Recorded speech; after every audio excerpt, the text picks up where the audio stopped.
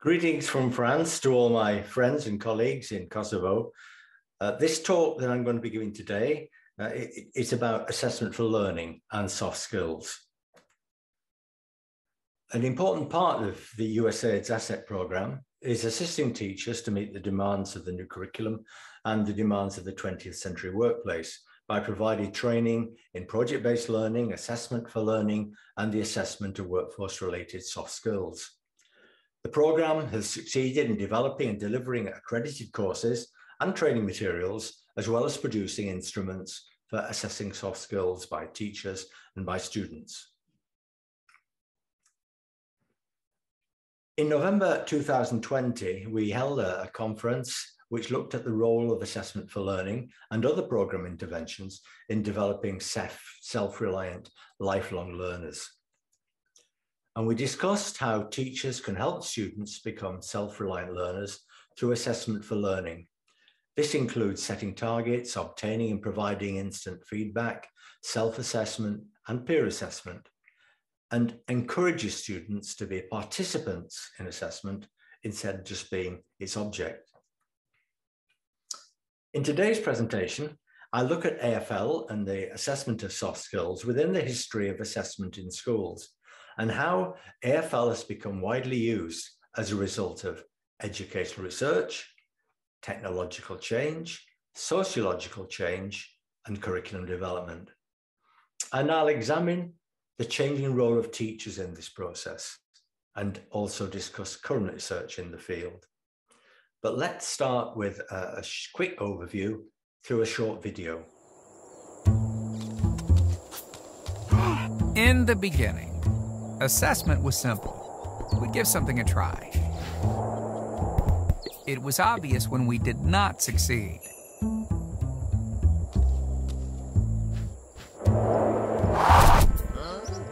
And it was obvious when we did. This became known as learning. Then formal education arrived. And we invented universities and lecture halls, lesson plans, and final exams. We tested students to see if they learned anything.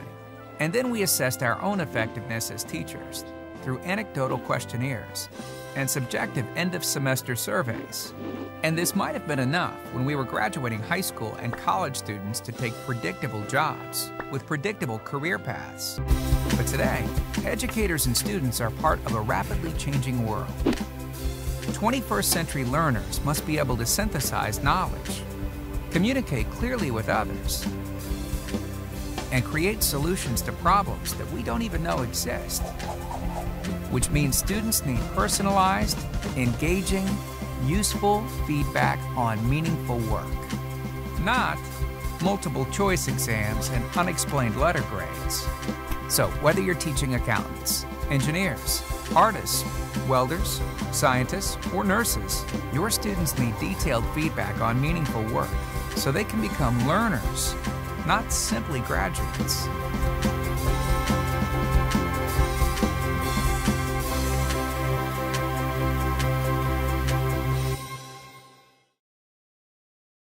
The history of student assessment began when schools were first opened. Most commonly, teachers tested their students to see if they'd mastered what had been taught. If students failed, they were held back or retained often. These assessments were usually oral. Students were called to the front of the class to recite passages, spell words, or do arithmetic in their heads. By the late 19th century, written tests had become common in schools. These were organized within the school, but weren't standardized or centralized. In addition, the first letter grading systems were introduced by schools. And instead of a pass or a fail, the letters A, B, C, D conveyed this child's status within the class. It was in the 20th century that the first intelligence tests were developed. The first standardized test was developed for the French government in 1904, and it tested learned subjects like mathematics, but also abilities such as memory and paying attention.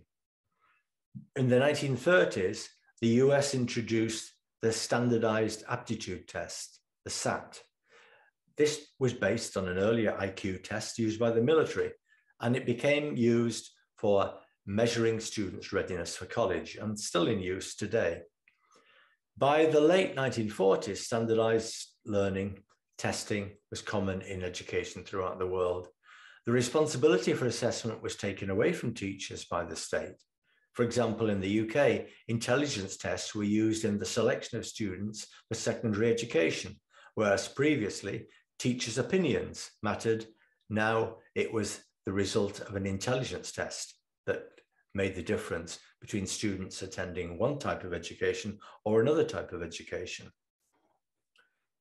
However, by 1953, research showed that children who failed in these selection tests sometimes achieved good results in exams 5 years later, while some of those who had been selected for special education performed less well.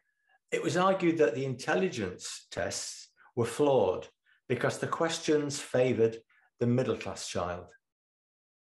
As we can see in the photograph on this slide, technology was influencing examinations. For example, slide rules were being used in mathematics tests.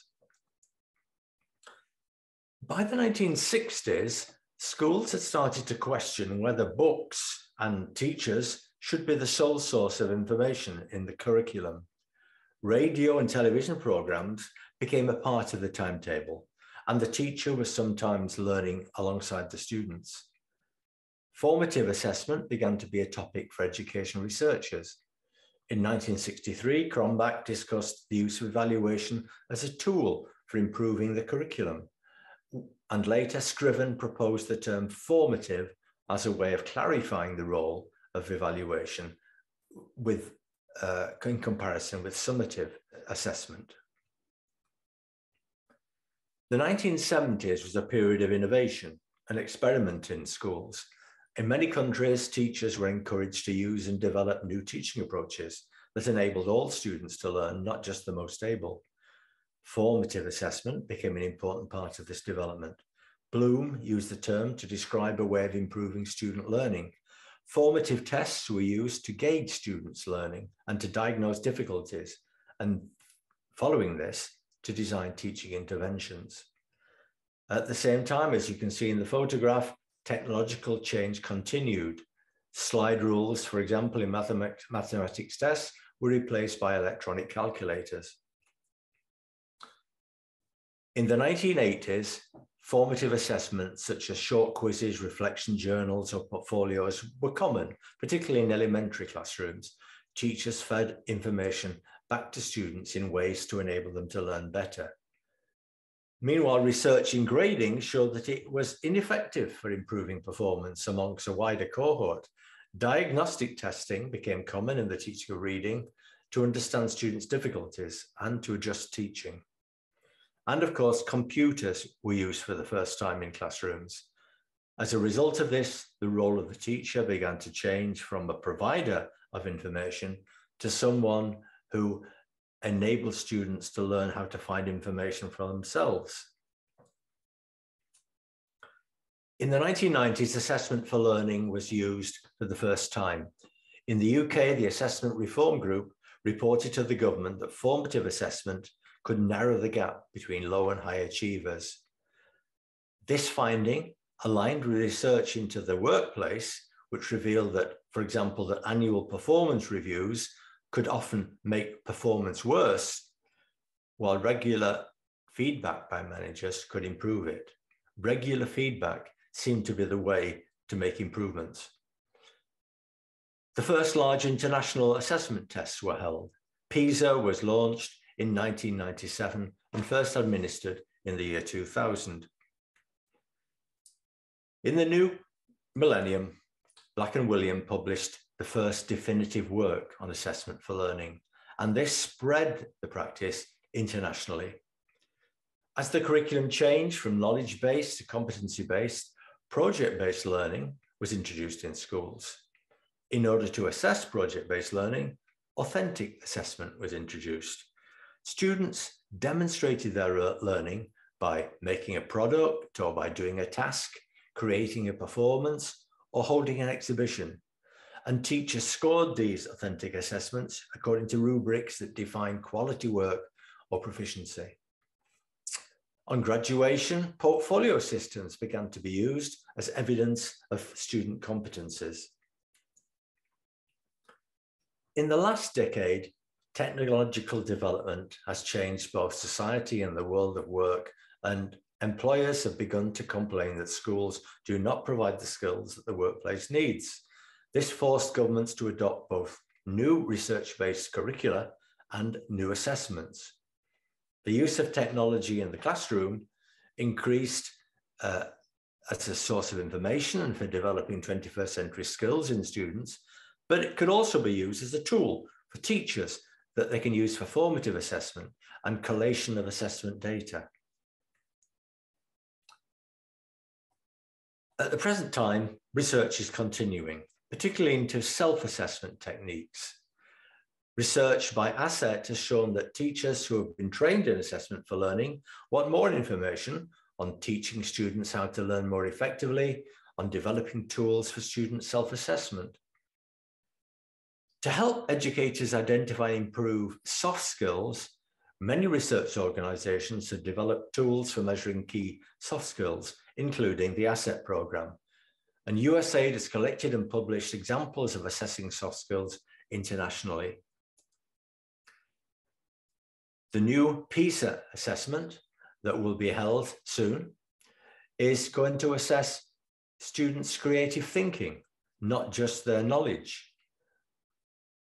They also say in the documents that they provide for teachers and for administrators of PISA that schools can improve students' creative thinking. Now, the COVID pandemic has, of course, affected assessment in many ways. For example, the PISA assessment has been delayed from 2021 to 2022. It's caused many negative changes in the delivery of the curriculum. A lot of work has to go online now instead of being face-to-face. But it also resulted in teachers increasing their understanding and use of technology, for example, in the use of Zoom.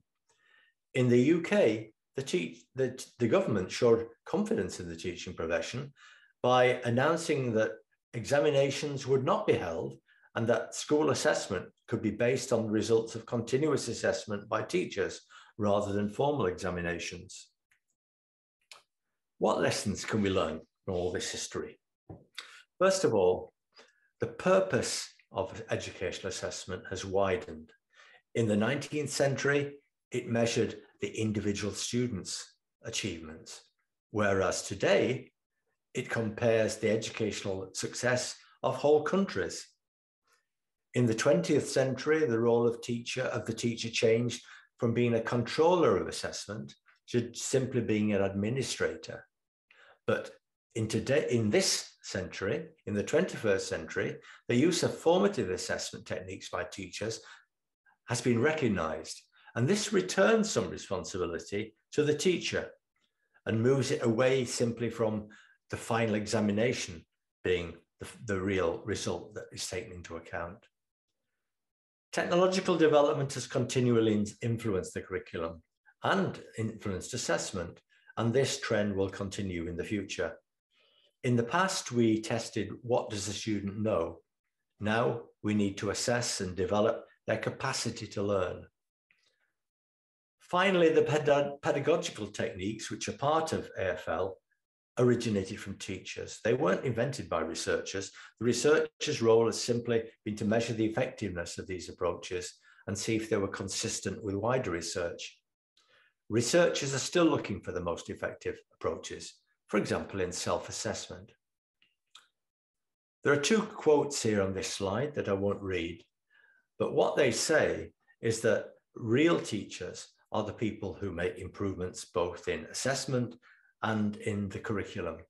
And unless teachers are involved in this process, the governments aren't going to be successful in improving education.